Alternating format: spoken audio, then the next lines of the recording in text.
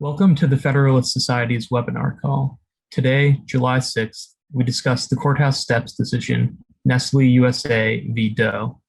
My name is Guy DeSanctis, and I'm Assistant Director of Practice Groups at the Federalist Society. As always, please note that all expressions of opinion are those of the experts on today's call. Today, we are fortunate to have with us our moderator, Julian Koo, Senior Associate Dean for Academic Affairs, Faculty Director of International Programs, and Maurice A. Dean, Distinguished Professor of Constitutional Law, Maurice A. Dean School of Law at Hofstra University. Throughout the panel, if you have any questions, please submit them through the Q&A feature or the chat so that our speakers will have access to them for when we get to that portion of the webinar. With that, thank you for being with us today. Julian, the floor is yours. Okay, well, thank you, Guy. Thank you, everyone, for joining us today. I'm delighted to be able to introduce and moderate our discussion on the Supreme Court's recent decision, Nestle v. Doe, which I think is a fascinating, important case for understanding the court's approach to a lot of really important issues for U.S. law, the extraterritorial application of U.S. law, the role of international law in U.S. courts, and the broader separation of powers between the courts and Congress with respect to recognizing causes of action. So I'm honored to be able to host this discussion with two extremely accomplished and effective and well-known scholars on this topic, but also many other topics. And so let me briefly introduce both of them before we begin. So we'll hear from Professor William Dodge, the John D. Eyre Chair of Business Law and Martin Luther King Jr. Professor of Law at the University of California, Davis School of Law. Bill is a well-known scholar of international law and many other topics. And for this crowd, I'll just note that in addition to his many books and articles, he's also served as counselor in international law to the legal advisor at the U.S. Department of State and as co-reporter for the American Law Institute's Restatement Fourth of Foreign Relations Law. And he's also currently a member of the State Department's Advisory Committee on International Law. We are also grateful to be joined by Ilya Shapiro, a vice president of the Cato Institute, a director of the Robert A. Levy Center for Constitutional Studies, and publisher of the Cato Supreme Court Review. In addition to Ilya's many publications, both in academic and also in the general media, he's published several books. And most recently, I'll note just in 2020, he didn't waste the pandemic, I guess. Supreme Disorder, there you go. Judicial Nominations and the Politics of America's Highest Court, available on Amazon. Please order. All right, so more to the point, also, both Ilya and Bill were involved in amicus briefs in this case. So they have lots of opinions about this case in particular and insights to share about it. We're all going to benefit tremendously, myself included, from listening to them. So I'm going to lead off, though, before I turn them over to our discussants, just to take a few minutes to summarize the case in case you haven't read the entire case and memorize it. And I'll do the law school summarize the facts and issue and holding thing. And then after that, we're going to open. I'm glad you're not cold calling, Julian. Thank you for that. That was well, one of you guys out there in the participant list might be my victim today. So I'm going to lead off by taking a few minutes to summarize. Then I'll open a discussion. We'll go issue by issue, which through the court's decision, and giving each of them time to talk about the issues. And I'll jump in as well. And that should take about 30 minutes, and then we'll open things up to the audience for questions. So. All right, so just Doe v. Nestle involves lawsuits by 6 individuals in Mali who allege they are trafficked into the Ivory Coast as child slaves to produce cocoa on cocoa farms there. Now, I'll note this case was originally filed in 2005, so it's not a recent case. It originally was a very different kind of, involved many other defendants. It was a class action lawsuit. But we don't need to go into all that here. For our purposes here, the petitioner defendants are Nestle USA and Cargill, who are both US-based companies that, as probably Nestle certainly guessed, they purchase and process and sell cocoa. Now, it's undisputed that neither of the petitioners operated farms in the Ivory Coast where the alleged slave labor occurred. They did buy cocoa from those farms, and they did provide resources in exchange for exclusive rights to purchase cocoa from those farms. The lawsuit against the petitioners alleged these two US-based companies, therefore, aided and abetted child slavery by these actions. Now, as a little background, the petitioner defendants were sued under the Alien Tort Statute, which I'm sure many of you know is part of the 1789 Judiciary Act and has been interpreted by the court as a jurisdictional grant for federal courts to hear cases brought by aliens for violations of the law of nations and treaties. For decades, it has been the primary statutory vehicle for lawsuits in US courts alleging violations of international law, usually for activities that occur outside the United States. It has been controversial. It has launched many of my own law review articles and many other thousands. Just do a Westlaw search for this. And the court has been in a series of decisions since 2003. I think it's fair to say the Supreme Court has cut back on what was probably originally the potentially broad scope of this law, which, and so they, in 2003 SOSA decision, they required much stricter judicial scrutiny of what international law norms would be allowed as a cause of action. In the 2013 Kiobel decision, they limited cases to matters which touched and concerned the territory of the United States. And in 2018 Jesner decision, they found that foreign corporations could not be sued under the Alien Tort Statute. So this particular case was dismissed by the district court on extraterritorial grounds because the only domestic conduct here was general corporate activity. The Ninth Circuit reversed this holding on extraterritoriality and further held that although the 2018 Supreme Court decision in Jesner required dismissing all foreign corporations from the case, US-based corporations could still be sued because of those US-based decisions to purchase and finance purchases from the Ivory Coast farms. So the Supreme Court granted cert to resolve two questions: whether US corporations are ever proper defendants in lawsuits brought under the Alien Tort Statute, and second, whether the domestic conduct alleged here is sufficient to satisfy the extraterritorial limitations imposed by the court in 2013. And interestingly, as a matter of law, the court only answered the second question, that they agreed that the case exceeded the defendant's, the respondent plaintiff claims exceeded the extraterritorial scope of the ATS. And it did so by a resounding and somewhat surprising, at least to me, 8-1 majority opinion by Justice Thomas. And the only dissenting justice argued actually that they should have just resolved other issues first. So I'll let the panelists discuss this in more detail. I'll just note that on the other issues, the court kind of went all over the place. So Justice Gorsuch, Thomas, and Kavanaugh held that the limits arising from separation of powers and the court's power to recognize cause of action under the Alien Tort Statute should be really strict, even more strictly limited than had been implied, and that this case should be dismissed on that ground, and that pretty much almost all ATS cases should be dismissed on those grounds.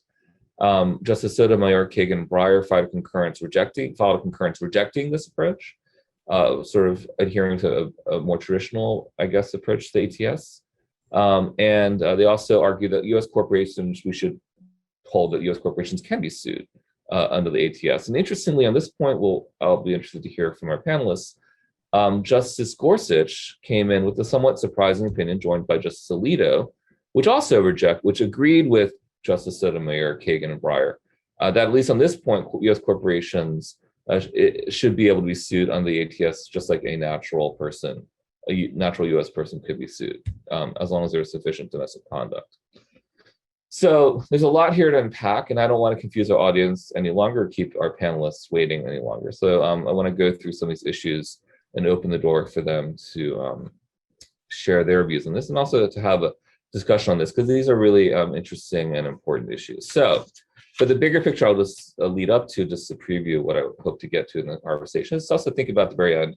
So what happens now? What happens to the Alien Tort Statute after this third Supreme Court decision on major Supreme Court decision on this case, on this statute, and also on the future of these sorts of international law claims in U.S. courts? Okay, so with that very, very long lead up, let me open the conversation first. And the first issue I want to talk about with our discussants is this, the court's opinion on, which was the only holding of the case, which is the court's opinion that the conduct the what they call general corporate activity of Nestle and Cargill here was insufficient to overcome an otherwise a strict limitation on claims brought. I guess we call this the extraterritorial limitation on claims brought under the ATS. And the problem here essentially is that the argument is that the activity that Nestle and Cargill engaged in was not enough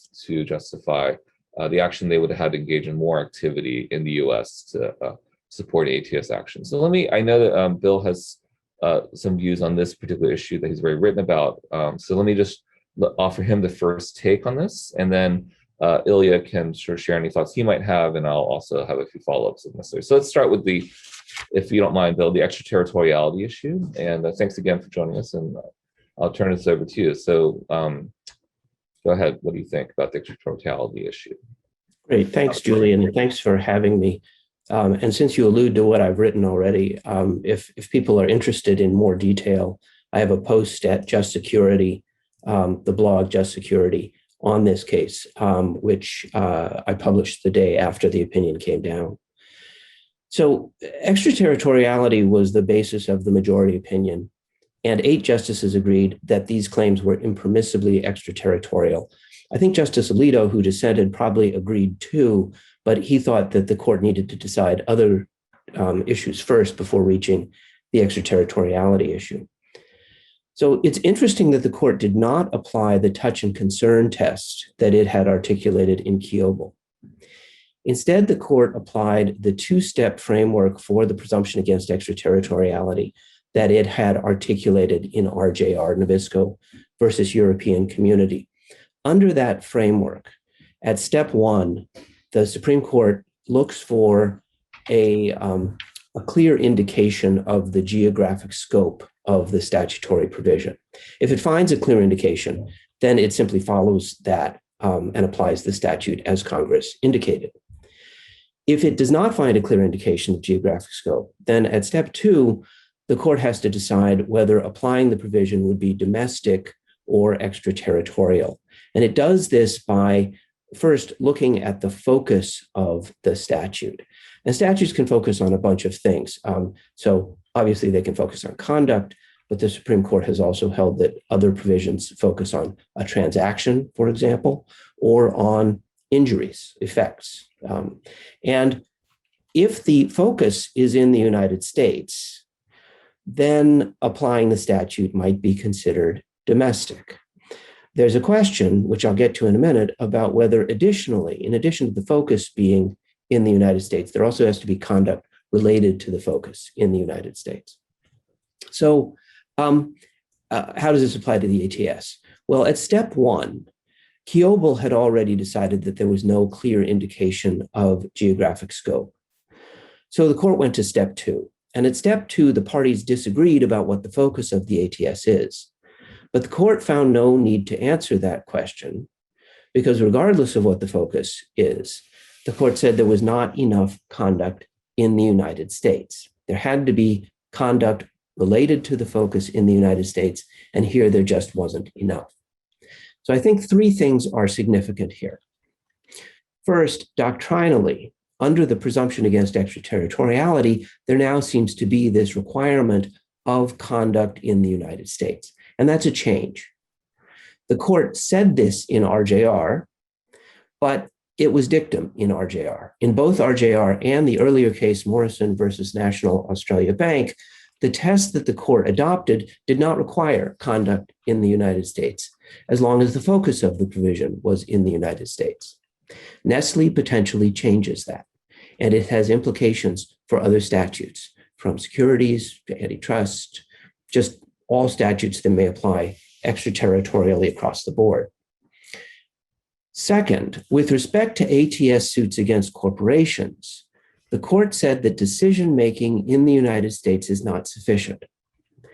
This is going to make it hard to bring claims against US corporations for human rights abuses abroad, because generally the only thing that happens in the United States in these cases is decision-making. The decisions are carried out abroad, and the human rights violations occur abroad. Third, with respect to ATS suits against individuals, it's hard to see how any of these can continue. These cases never involve conduct in the United States. So the quintessential Florida type of case now seems to be a thing of the past. So let me stop there and turn it over to Ilya. Yeah, we lost Ilya for a sec there. So that was incredible timing. I don't know what happened. I'm apparently still pandemic Zoom. New things can happen. My computer just crashed. I didn't realize computers crashed anymore, but I had just restarted it and we're back. So I missed Bill's comments entirely. So I apologize. What I say is either completely unresponsive or completely repetitive, I guess. So great to be with you. This was a really interesting case, and I should note that Cato filed a brief supporting Nestle, making arguments that the court didn't fully address about how norms over aiding and abetting weren't really settled with respect to corporations, at least, and that different jurisdictions treated them differently. But we can get to that. What really struck me about this decision, first of all, and as Julian was running through the various precedents in the last 20 years of ATS litigation, what's notable is that in both Kiobel and this case, the ostensible question presented was whether there's corporate liability for violations of the law of nations under the ATS. And as at least Justice Alito in dissent here noted, the court did not answer that question. And again, the court answered a question about extraterritoriality. So I don't know whether that's yet another example of the Roberts Court, whether in its current incarnation or 5 years ago or 10 years ago, wanting to achieve a more narrow path than something that's more controversial. And we'll get to speculation or not so speculation on where the various justices stand on corporate liability per se. But I think it's quite clear now that, similar to a personal jurisdiction analysis, mere corporate operations or decisional operations, as the court described, as Justice Thomas described in his majority opinion here, is not going to be enough to have ATS liability attach. And so really you look at where the locus of the harm is, where the activity is taking place here. It's aiding and abetting. Well, all of that was, the court held, took place in Ivory Coast. And so you can't domesticate litigation over that, if you will, under the ATS, and obviously skirmishes that we'll get to over whether you need Congress to speak more clearly about that, whether Congress even can, if it wanted to, speak more clearly to create new liability, whether courts can read anything into it, but a remarkable level of unanimity indeed for the idea that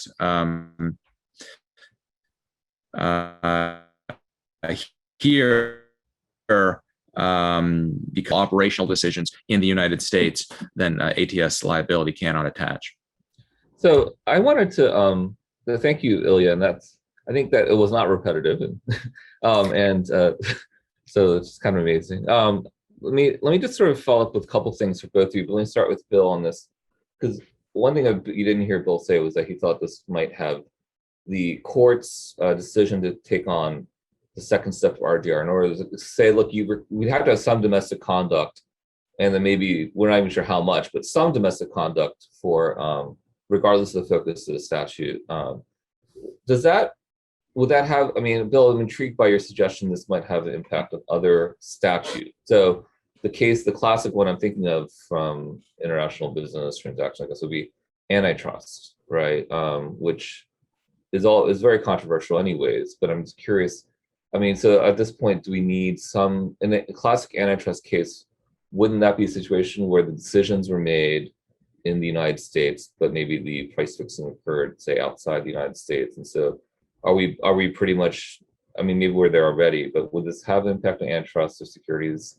And do you have any initial thoughts on that, Bill? And then I'll ask Ilya if he has any thoughts on that too. So I would say no for antitrust and yes for securities, but let me unpack that just a little bit. So the Supreme Court has held in a 1993 case, Hartford Fire Insurance versus California, that the Sherman Act applies extraterritorially to conduct abroad that causes substantial and intended effects in the United States.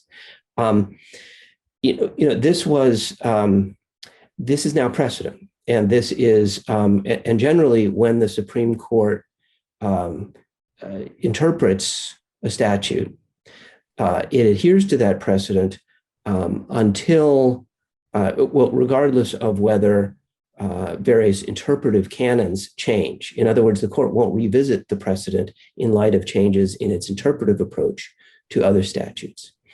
I think that securities is potentially, so I would say no. The Sherman Act applies extraterritorially to conduct abroad based solely on effects in the United States.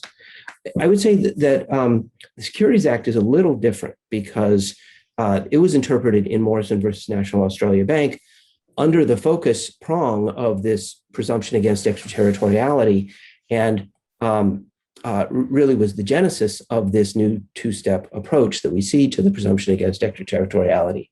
It has been interpreted in the lower courts as not requiring conduct in the United States. The Second Circuit said that explicitly in a 2012 decision. But now the court has come along and applying the same approach in another statute says, well, maybe there is a requirement for conduct in the United States. So maybe that's changed. And if I can beg your indulgence just for a moment, I see in the Q&A, there's a question about what effect this has on employment discrimination cases, which might be worth answering at this point. And I think the answer there is nothing. Title VII and other employment discrimination statutes have an express statement, have a clear indication from Congress of what their geographic scope is. So those cases get resolved at the first step of the presumption, and the court will simply follow that. It's not going to go to the second step, which is what we're talking about. So for Title VII, for example, Title VII applies extraterritorially to employment discrimination against American citizens abroad by U.S. companies and by foreign companies controlled by U.S. companies, unless that discrimination is required by foreign law. And I can say that off the top of my head because I teach it every year in international business transactions. Okay. I know you know that anyways, Bill. Ilya, you can answer that, or I'm actually also curious, since you're an expert on the dynamics of the court. The 8-1 I thought was a little interesting here. The three liberal, is this the Roberts thing? He's trying to, Roberts not involved in this case as an opinion writer, but maybe a trend of, in this case, the liberals signing on. What Bill mentioned was a potentially broad-reaching opinion that would limit future ATS cases. Is that? Do you think that? I'm curious, or if you want to address another topic, whether that there's something going on that might be explained some part of the dynamic here of getting to 8 votes on that first point. Well, I think there's unanimity or near unanimity on the extraterritoriality with respect to ATS. Kiobel, remember, was unanimous, 9-0. Mm-hmm. And so whatever disagreement there might be, and we'll discuss that about corporate liability perhaps, or whatever disagreement there might be on other issues. Thomas writes about how Congress needs to create causes of action. Sotomayor disagrees with that, joined by Breyer and Kagan. So there's disagreement there. But in terms of extraterritoriality, this isn't something new this year. Kiobel was 8 years ago, and that was unanimous as well. So we have to be careful not to extrapolate too much of this analysis to antitrust, securities, employment discrimination, or anything else, in the sense that this ruling was specifically about the extraterritorial reach of the ATS, and with the extraterritorial reach of other statutes, it depends on the text of the statute and whether Congress has spoken clearly. Bill talked about the two-step framework there that the court reiterated in RJR Nabisco, and that's about that. So I guess. The fact that the court avoided the ostensible question presented about corporate liability to focus on the other question, I don't know whether it's narrower, but it's just a different question about extraterritoriality, just because they could gain more unanimity there. That's certainly a hallmark of the Roberts Court. But again, that's not something just with the last few years' political developments. Kiobel as well was 9-0 answering a different QP. Yes, fair point. Can I jump in on that? Yeah, of course. So, I think the court thought that the justices thought they were settling in on a narrow holding. I think part of this is that there were problems with the complaint. The complaint's allegations were quite general. And Paul Hoffman, the lawyer for the plaintiffs, got a lot of flack for that at oral argument. So, this is an example of the Roberts Court at least thinking it's deciding something narrowly. As I wrote in the Just Security blog, I think that there are surprisingly broad implications to this decision. I don't think that the liberals thought that they even thought about the fact that they were extinguishing the Filartiga line of cases against individuals under the ATS. If they had, I don't think they would have joined. I don't think the conservatives thought that about how they might be unsettling extraterritoriality in other areas by adopting a conduct requirement in the United States. We're going to have to decide, courts are going to have to decide how much conduct is enough under all of these statutes. One of the reasons that Justice Scalia adopted this two-step framework in Morrison and unsettled 40 years of interpretations in lower courts about the geographic scope of securities laws is he thought he was adopting a bright line rule. This conduct requirement is not a bright line rule, and it's an invitation to litigation that I think some of the justices may come to regret.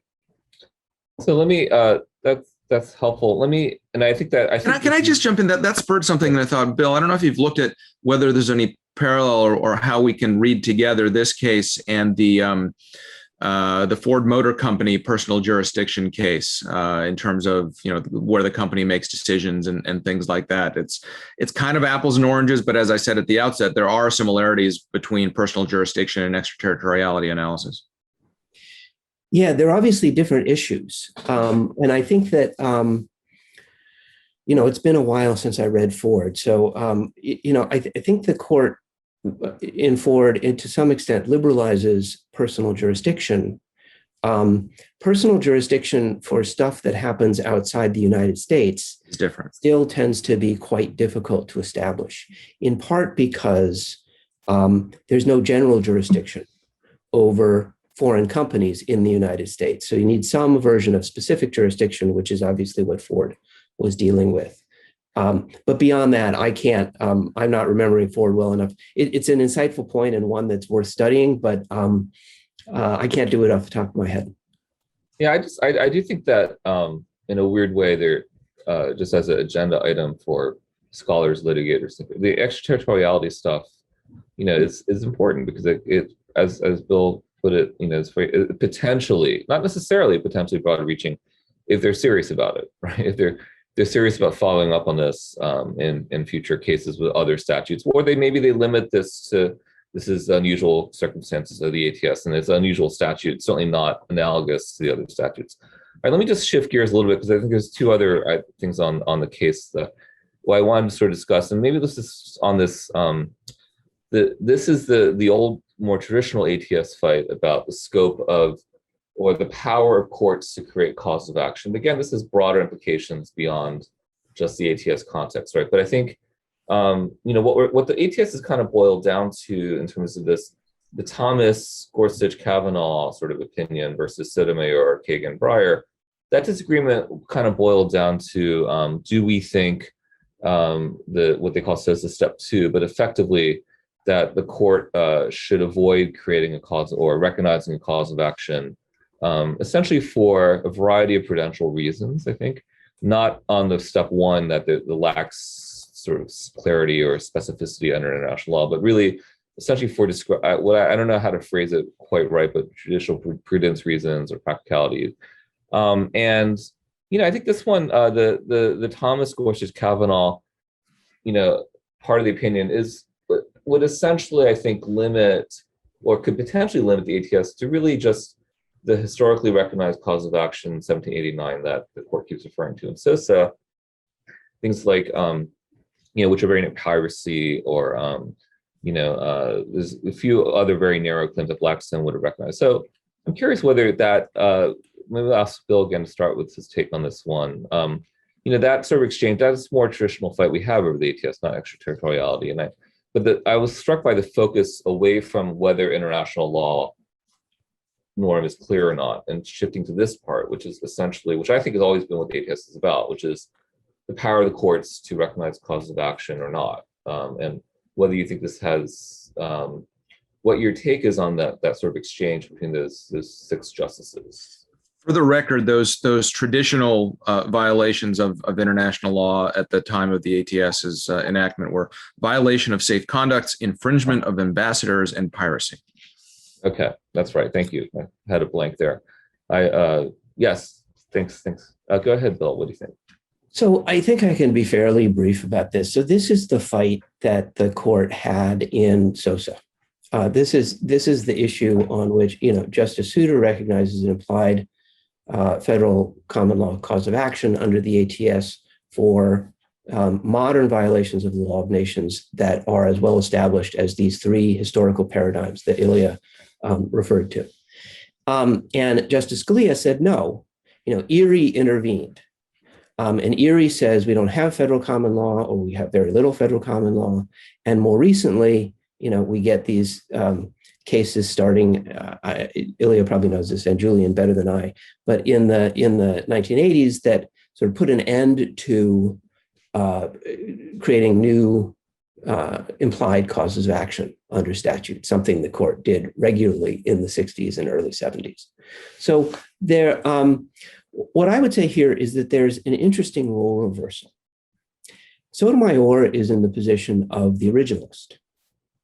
She's defending the continuing relevance of the choices that the first Congress made to allow suits to be brought by aliens for violations of international law.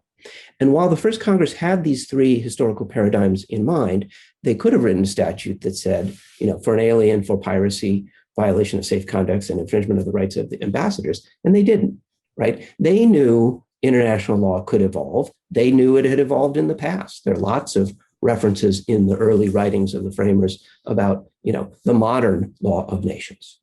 And they wrote a statute that would evolve. They didn't know how it would evolve, but they knew it would evolve.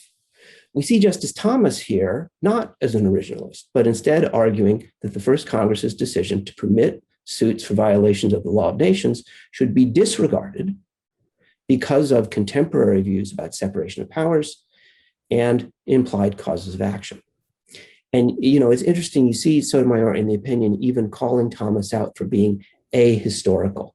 That's not something you see very often. But to my mind, it's accurate and it sticks.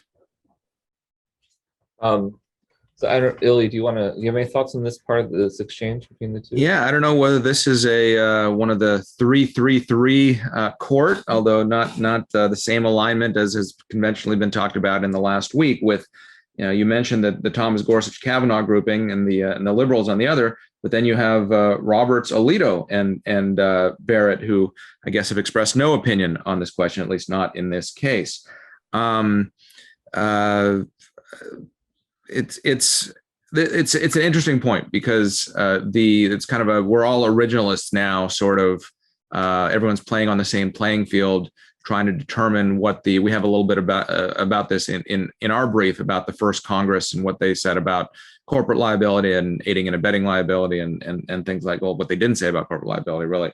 But given that SOSA is a judge-made rule, and that step 2 of SOSA would allowing the case to proceed be a proper exercise of judicial discretion. Well, that's not exactly a bright line rule, right? So I think there's a lot of wiggle room there, and it all depends on the jurist's inclination as to, as Bill said, this debate that in the 80s started reversing what was going on in the 60s with implied causes of action. So I guess the interesting originalist response would be that they would have in 1789 the judges would have recognized cause of action, but they would have had discretion to not recognize cause of action. So then is it originalist necessarily, Bill, to, I guess it would be unoriginalist to limit it strictly to those 3, but it wouldn't be unoriginalist, if that's a word, to be extremely narrow in what you would recognize, right, Bill? I think you would agree with that. Julian, I'm not aware of any support for the proposition that the framers thought judges had discretion not to recognize causes of action under common law. The framers thought, they followed Blackstone. They thought that The law of nations is here adopted in its full extent by the common law, Blackstone wrote in volume 4. And you see references to that in early opinions. I don't think the framers thought that judges had authority to say, well, there's a claim under the common law, but I don't like it, so I'm not going to recognize it. I mean, prove me wrong if you think that the rub there, though, is that the law of nations, or international law, as we now refer to it, is vague and unsettled, and different companies treat aiding and abetting liability claims differently. And so it's unclear whether there is a norm that's violated, which gets us back to sort of the central issue. And so even to the extent that the law of nations evolves and our implied cause of actions would evolve with it, that unsettling or lack of settled norms would augur at least those who don't want to be more judicially restrained, not to create those new causes of action or recognize them. And I agree completely with Ilya on that point, but that's a SOSA step 1 point. And I think that's where the arguments ought to be hashed out.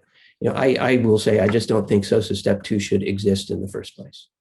Yeah, actually, so speaking about that, the lingo, SOSA step 1, just to remind folks who aren't totally into it, the step 1 of SOSA was, I think, which I also agree with to some degree, which is that the court's job here is not necessarily to say, well, I don't feel like recognizing this norm, but that this norm is not specific and universal enough to be recognized and incorporated into the common law, right? Which I think is a slightly different question. And what's interesting to me about the court in this case is that everyone avoided that, even though that was presented, because that is, and this leads to the last issue I want to talk about, the corporate liability issue, right?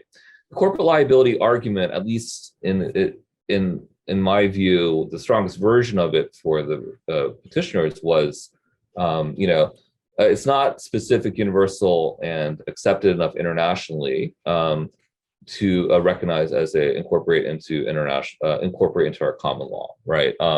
Rather, whereas the court, and interestingly, the court kind of just didn't analyze it under step 1 exactly, and in fact, 5 justices end up endorsing corporate liability. So let me start with you on the Ilya, since you guys addressed this in great detail in your brief. Maybe you have thoughts on the weird corporate liability result, which I think a lot of us thought would be resolved by this decision. Yeah, and there it's an unusual alignment. So you have Gorsuch joined by Alito in his relevant part with regard to corporate liability, and then Sotomayor, Kagan, Breyer separately writing, but probably also are okay with corporate liability. Gorsuch's point. So my thinking was, and sort of the basis of our brief was that. And our brief, I think, in Keogh as well, if I can remember that far, is that it's an open question whether corporations can be liable. Modern corporations did not exist at the time of the enactment of the ATS, and so Congress needs to speak clearly if it wants to make corporations liable. What Gorsuch writes, and this is intriguing. I'm still thinking through whether I agree with this or not. But he's saying the focus isn't on who's liable; it's on the tort itself. It's the Alien Tort Statute. It's not the Alien Tortfeasor Statute or something like that. And so, if a wrong is committed, then whoever has committed the wrong should be liable. And since we hold corporations now, we moderns, to be legal persons, then that's perfectly fine. There's some, parallel with the Citizens United are corporations people sort of thing, and they are and they aren't, depending on the case and depending on the situation. And Gorsuch is saying, look, if one person or a group of unincorporated people can commit torts and be held liable for ATS violations, then what does it matter if you filed a registration with the Secretary of State of Delaware to incorporate and what have you? You can still be liable, and so you can't achieve some sort of immunity from suit just by structuring yourself in a different way. It's a very short. I think his section 2 is about 3 pages of this opinion. Again, joined by Alito. I think that's interesting. I think that's significant. And when you add the liberals to that, that's 5 right there. So in effect, the court did decide that issue without having to decide it. And so if that's squarely presented in a situation where there's not extraterritorial application, I think corporations should be wary. Bill, I know you have views on this one. Go ahead. Yeah.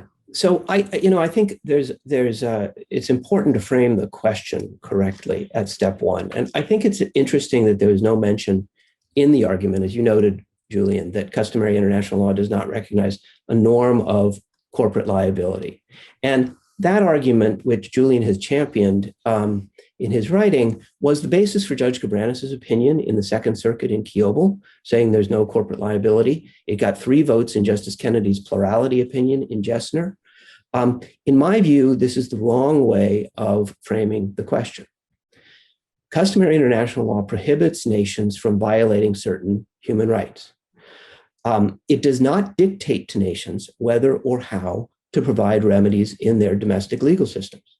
So as long as the human rights norm covers corporations, and that's a separate question, but I will just say, I think there's very good evidence that all of the norms that are actionable under SOSA do cover corporations.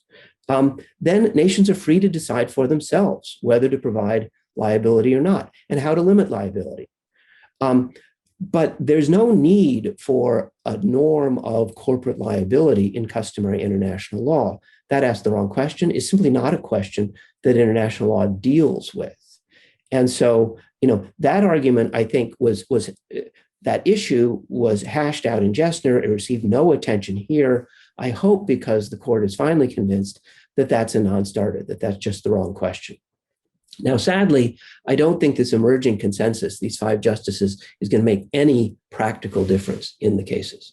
First, these statements are dictum because the case was decided on other grounds.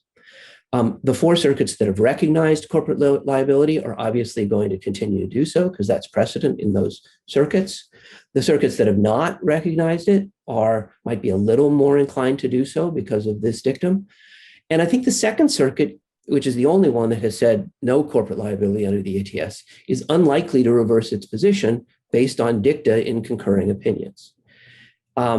So, I just don't think this is going to make any practical difference. Okay, yeah, I do have some thoughts on this, but we are running out of time. I'll just note that I think that what's interesting is that the change from Jessner to here and the reluctance to address the international law question is striking, and it's and I'm not as in love with Gorsuch's approach, which I think also he avoids the step one, right? He doesn't address the step one. He's just I don't care what international law, whether because even if international law did have a norm, for instance, like it does against for state liability, right? Sovereign liability, like he would say, it doesn't matter, right? I mean, I don't think he really means that, but anyways, but we can talk that. I don't want to chew up all the time. I did want to ask for your brief thoughts, both of you, since you guys are both well positioned. Start with Ilya.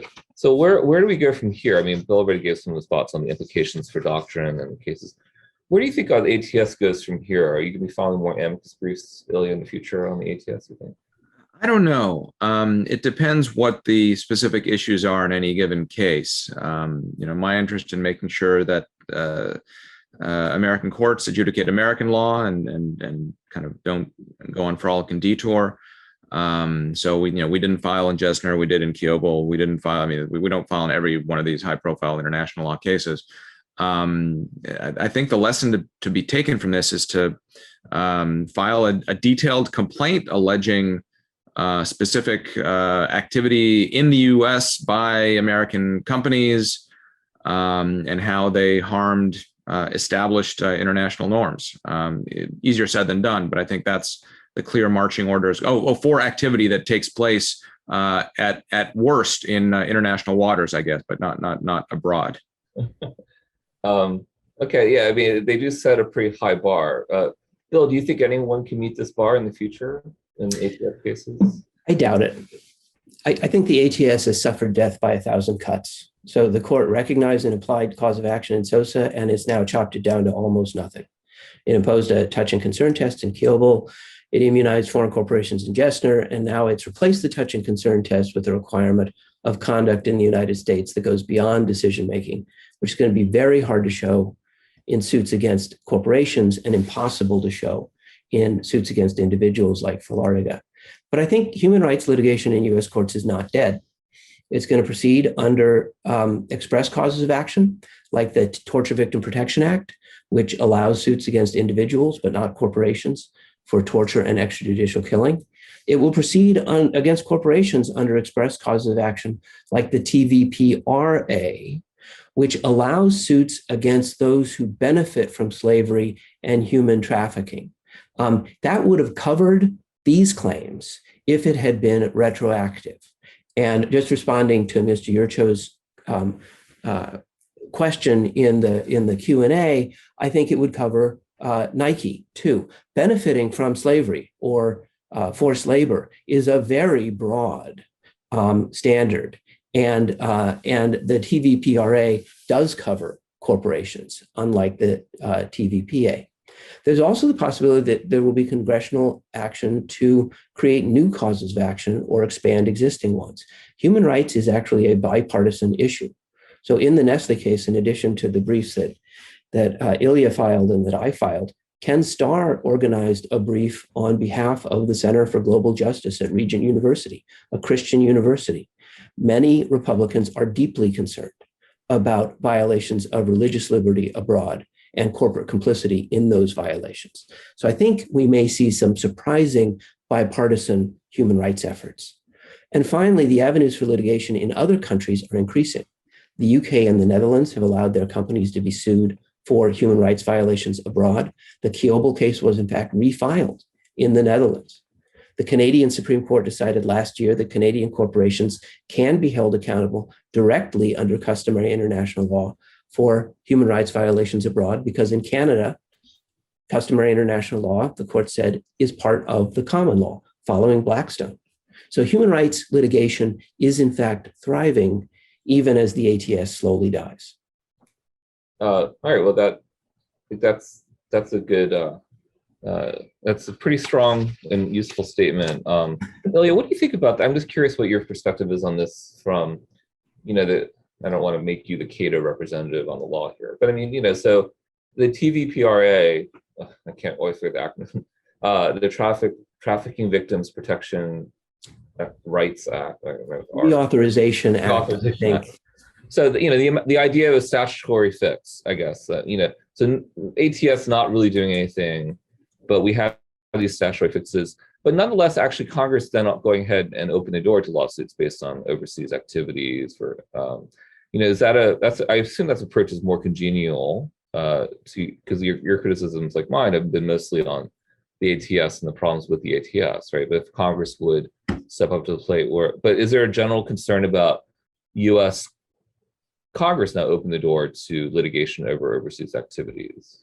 I haven't thought through the policy aspects of this. Would I support? What kind of law would I propose that Congress pass? I just haven't spent a lot of time thinking about that. But as far as the law is concerned, yeah, I don't think this is inconsistent with Justice Thomas's opinion. But in fact, it does invite congressional response. If Congress wants to create new cause of actions, if it wants to create a Alien Tort Statute Renewal Act or Updating Act or something like that, it can do so. ATRS. What's that? ATRS, I guess. Right. The TVPRA was called the William Wilberforce TVPRA. So indeed, as Bill said, slavery is not very popular on Capitol Hill, and perhaps even in today's polarized time, there can be a consensus or a supermajority to create legislation to go after slavery of all kinds. So I think the court would be perfectly fine to enforce whatever causes of action it did, and the court has even said that Congress can create extraterritorial effect if it wanted to. So I think there is a lot of running room for a legislative fix if there's the political will to do so. Let me just encourage folks in our last 10 minutes here we've already answered some of the questions that people posed. Let me pose a couple and then encourage people to put some more up there. So there's one, just one kind of narrow point, but just another, maybe this is for Bill in terms of as your extraterritoriality expert. Everyone's favorite overseas U.S. statute, the Foreign Corrupt Practices Act. Here, I think both the policy and the law is a little bit muddled, at least in my view. This is an enormously ambitious statute, right, that explicitly extends, I think, although not always, but to some degree, extraterritoriality, and has received hasn't had a lot of cases because it's usually some sort of deferred prosecution agreement, not that much litigation over it. But I mean, the FCPA has had, there have been some concerns about its extraterritorial scope. This is the Foreign Corrupt Practices Act, which bans U.S. corporations from bribing foreign governments effectively. But I've often been baffled by some of the domestic nexus that supports some of these prosecutions. Bill, I'm curious about this since there's a lot of FCPA practitioners out there. I'm curious what you think the impact on a statute like that is. Sure. I mean, the FCPA is another case which, if we're applying the presumption against extraterritoriality, gets resolved at step one of the RJR Morrison framework. There is a clear indication of geographic scope here. It does apply extraterritorially. The bribery of foreign officials clearly happens abroad. So I don't think there's any question about that. The FCPA applies to U.S. corporations. It applies to foreign corporations that are issuers, which is to say, let list on U.S. stock exchanges. It also applies to their employees, directors, agents, who can often be foreign individuals. So it's very broad, and it clearly applies broadly extraterritorially, and the U.S. government prosecutes lots of foreign folks under this statute. The Justice Department has tried to extend it even further by using conspiracy theories. And under conspiracy, if everyone who's involved in the conspiracy, all of the acts are attributable to the other conspirators. In the Hoskins case that Mr. Ponomarev mentions in the question, the Second Circuit pushed back on that. It said, look, the Congress has defined the scope of the FCPA, and you, the Department of Justice, don't get to expand that scope by using theories of complicity. I think that was the right decision, but this is clearly a statute with broad extraterritorial impact. I guess what I was thinking about was that, I mean, when Congress does get involved, sometimes they are quite ambitious, like with the FCPA, and other countries are not as happy when the U.S. applies its laws extraterritorially. I mean, antitrust, they've come to some sort of equilibrium on that. But I think FCPA is a little bit awkward in some cases. I'm also thinking of the U.S. sanctions laws, which I'm very interested in, which have enormously broad scope, and some of the prosecutions even under those. But I think you're right, they may not address the doctrinal. This is more of a policy problem. Do we really think the U.S. Legal system should be adjudicating, or the U.S. prosecutors should be trying to prosecute people for activities that occur abroad? And the answer in the U.S. law essentially is, if Congress wants them to, they can, right? And the court, though, is not going to infer that, I guess, broadly speaking, and that's the way the doctrine's heading, is not going to allow interpret the statutes to go there without a clearer indication, if not a very clear indication. And I'm curious whether there's a trend here, whether the court really is can we say the court, at least in its extraterritoriality jurisprudence, starting with Morrison going to Kilbull, have really started to roll back the U.S. ambition internationally with its statutes, even though Congress might be out there, passing new laws. I think it's fair to say that, that's an op-ed, Julian, the America First Court. I think the court is moving. I mean, there is something to this, at least they're not willing to infer this. And I think it's quite reasonable on separation of powers grounds to say, look, we're going to wait for Congress to do this. This is traditional conservative approach to statutory interpretation. Also, the conservative antipathy toward plaintiffs' lawyers, I think, has been driving some of the ATS concerns here, right? And belief that plaintiffs' lawyers would take advantage of statutes like the ATS. And I think that, just to think about what you're saying, Bill, the TVPA and the although they do authorize human rights lawsuits, they are really different, right? I mean, in kind, because you have to follow the statutory language in a much closer way. And like you said, the TVPA effectively does immunize corporations from TVPA. So Yeah, I mean, I'm happy with that result. If that's where we end up after all of this, we can continue to hear these cases, but under the rules set by Congress. But Congress goes in weird ways, right? All right. So let's close up here since can I briefly comment on that, Julian? Do we have time? Yes, of course we do. So, I think there's a tension between what the Supreme Court is doing and what Congress is doing. Congress often does regulate extraterritorially. And, in areas like sanctions, that Congress has delegated broad authority to the executive is very happy to regulate extraterritorially. The caution, you see, is from the courts. And in fact, the court, under the presumption against extraterritoriality, under narrowing of jurisdiction, you can see it in a lot of different areas, is dialing back the scope of U.S. laws in ways that sometimes conflict with what Congress has in mind. And you see it, I think, one stark example is the Anti-Terrorism Act, which allows suits by U.S. citizens for terrorism abroad. Many of those suits are now being dismissed for lack of personal jurisdiction. Congress wanted to authorize them. The courts are limiting them under rules of personal jurisdiction that are, of course, rules that Congress can't change. So we get a very isolationist court joined with a much more expansionist Congress and executive. And I'm not sure that what the court is doing in this area is entirely justifiable. I think they're asserting their own views of international relations and not, in fact, often following the views of the political branches. Yeah, that's a fair point. I mean, it's discerning the views of the political branches is the name of the game here. And expressing those views through statutes has been tricky. I think the court doesn't want to get ahead of its skis. It wants to make sure that because decisions in this area affect international relations and diplomacy and what have you, it wants to make sure that the political actors are the ones who are,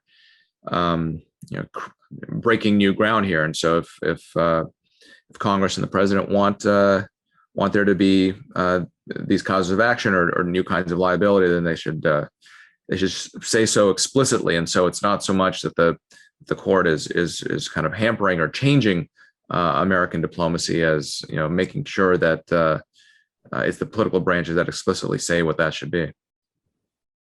I mean, I think we'll see how this equilibrium evolves, but I think maybe the dynamic of the court being more, I don't know, the word is not isolationist, but more cautious about the extraterritorial scope than the political branches are. And I agree with Bill totally that the political branches are moving the opposite direction on a lot of fronts. I mean, if you just look at sanctions laws themselves and prosecutions for economic espionage or whatever it is. So we might see some conflicts otherwise. This is one of the interesting implications of this case. As we put the ATS to bed, I think we can sense one takeaway from this conversation.